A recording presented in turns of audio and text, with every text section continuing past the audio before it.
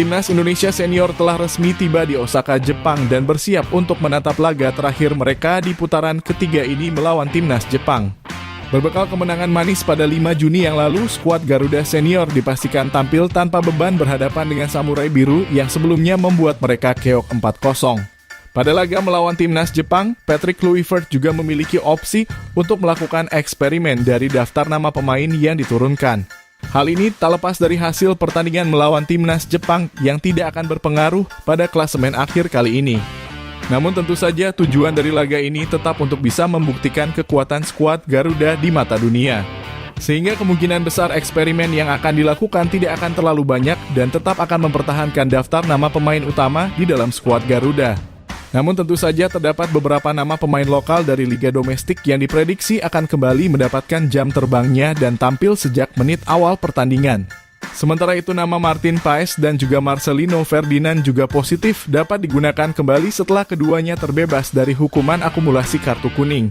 Oleh karenanya berikut ini merupakan prediksi line up yang akan digunakan oleh Patrick Kluivert pada laga antara Timnas Indonesia berhadapan dengan Timnas Jepang di putaran ketiga kualifikasi Piala Dunia 2026. Pada laga melawan Timnas Jepang, Patrick Kluivert akan kembali menggunakan formasi 3-4-3 yang menggunakan variasi 3-5-2. Dengan posisi kiper dipastikan akan diisi oleh Emil Audero dari Palermo. Baru saja mendapatkan debutnya di Stadion Gelora Bung Karno, Emil Audero memiliki kemungkinan untuk bisa kembali tampil pada laga kedua melawan Timnas Jepang. Dengan hasil pertandingan akhir yang tidak akan menentukan apapun, tentu ini akan menjadi waktu yang sangat tepat bagi sang penjaga gawang untuk menambah chemistry dengan para pemain belakang. Pada laga melawan Timnas Cina yang lalu, Emil Audero masih tampak terlihat gugup khususnya pada pertandingan di babak pertama. Namun hal tersebut berhasil dirinya singkirkan setelah melakukan penyelamatan krusial yang membuat adrenalinnya meningkat. Penampilannya yang sangat baik di laga debutnya tentu akan menjadi catatan menarik bagi tim pelatih dan akan kembali merekomendasikannya sebagai pilihan utama di dalam tim. Tentu akan sangat menarik kita tunggu terkait dengan persaingan antara Emil Audero dan juga Martin Paes sebagai pilihan utama di dalam lapangan. Jay Itzes, pemain asal Venezia yang satu ini dapat dipastikan akan kembali memimpin jalannya pertandingan. Kepemimpinannya yang sangat dewasa dan juga kecerdasannya seringkali membantu Timnas Indonesia keluar dari tekanan dan juga menciptakan keunggulan yang sangat berarti. Jay Itzes dengan ketenangannya juga mampu menjadi salah satu tembok kokoh yang solid mempertahankan garis pertahanan dari serangan lawan. Sehingga tentu saja pada laga melawan Timnas Jepang di 10 Juni besok, nama kapten kesebelasan Timnas Indonesia satu ini akan kembali tampil di dalam lapangan pertandingan. Rizky Ridho, salah satu pemain yang mendapatkan kualitasnya berkat Jay Itzes adalah kapten Persija Jakarta yaitu Rizky Ridho. Sejak hadirnya Jay Itzes di dalam skuad Timnas Indonesia, performa dari sang pemain meningkat secara drastis dan bahkan mampu menyaingi performa para pemain keturunan yang berkarir di benua Eropa. Rizky Ridho selalu bisa menjawab seluruh tantangan di dalam lapangan dan juga memiliki kecerdasan untuk bisa keluar dari posisinya dan menjadi motor serangan Timnas Indonesia. Hadirnya sang pemain pada laga melawan Timnas Jepang tentu akan sangat berguna untuk membantu garis pertahanan sekaligus mengatur skema permainan. Dengan kualitasnya yang terus konsisten di level tertinggi tim nasional, bukan tidak mungkin bagi sang pemain mendapatkan tawaran dari berbagai macam pemandu bakat setelah Timnas Indonesia berjalan jauh di kualifikasi Piala Dunia. Mads Hilgers, pemain asal FC Twente yang gagal melakukan debut pertamanya di Stadion Gelora Bung Karno akan segera mendapatkan kembali jam terbangnya saat Timnas Indonesia berhadapan dengan Timnas Jepang. Sama halnya dengan Emil Audero, Mads Hilgers akan mendapatkan jam terbang untuk bisa membiasakan diri dengan skema permainan yang berjalan di atas lapangan. Sebab dalam 2 pertandingannya bersama dengan skuad Garuda, Mads Hilgers belum mampu menunjukkan kualitasnya yang sangat menonjol di level klub.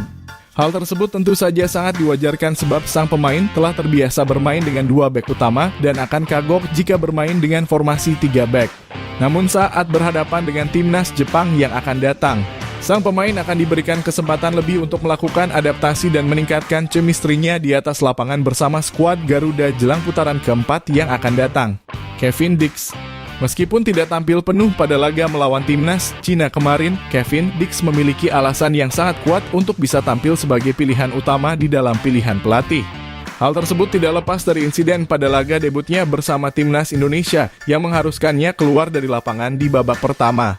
Dan dengan keluarnya sang pemain, skuad Samurai Biru semakin mudah membobol garis pertahanan skuad Garuda. Oleh karenanya sudah tentu Kevin Dix memiliki motivasi yang sangat besar untuk kembali dan bermain 90 menit penuh saat berhadapan dengan timnas Jepang.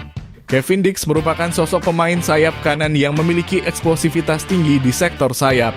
Dirinya memiliki akurasi umpan silang yang akurat dan dapat dimanfaatkan oleh striker tengah yang menunggu di dalam kotak penalti, DeAnne James. Meskipun sangat sulit untuk menyingkirkan Calvin Verdong dari dalam daftar 11 pemain utama tim nasional.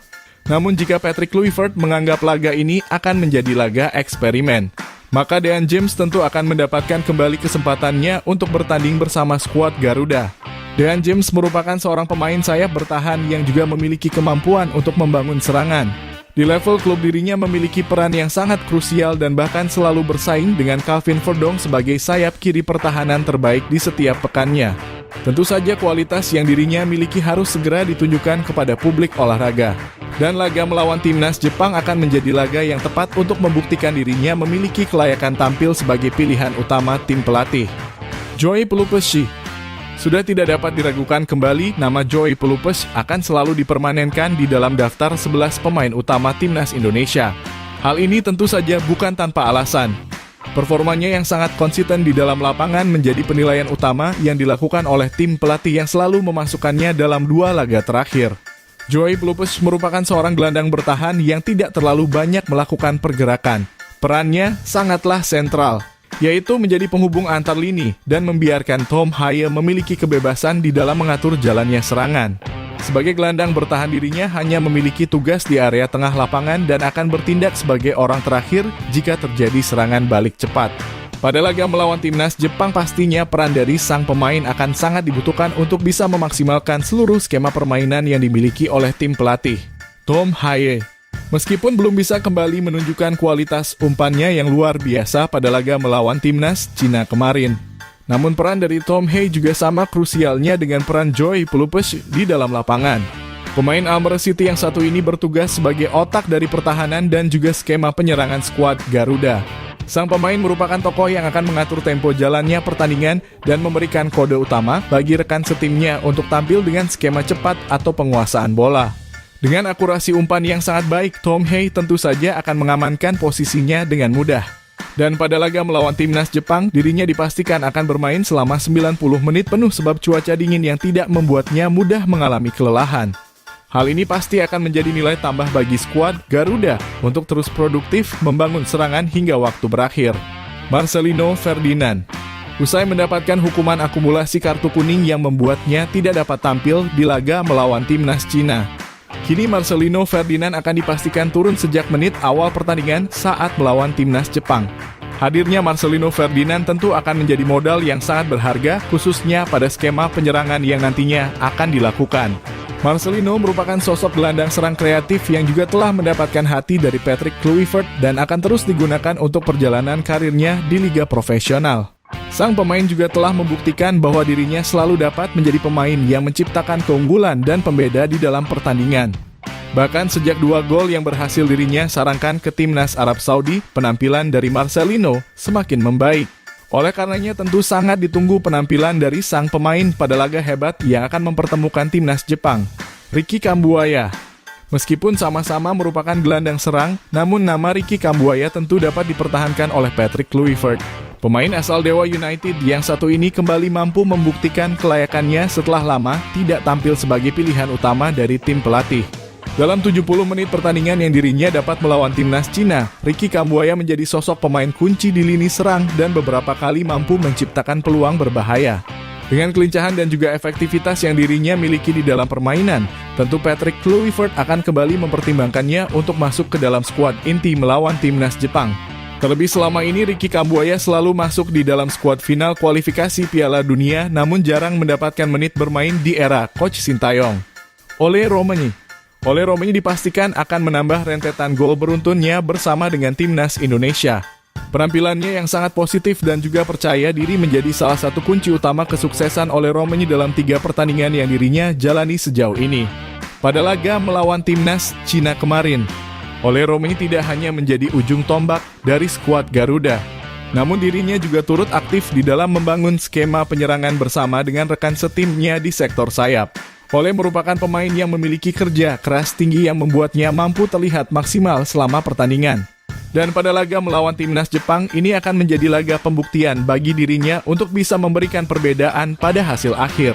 Sebab sebelum memantapkan diri untuk membela skuad Garuda, Ole Romi terlebih dahulu menyaksikan pertandingan melawan timnas Jepang di mana timnas Indonesia harus puas ditaklukkan dengan skor telak. Itulah tadi merupakan prediksi line up yang akan digunakan oleh Patrick Kluivert pada laga antara timnas Indonesia berhadapan dengan timnas Jepang di putaran ketiga kualifikasi Piala Dunia 2026.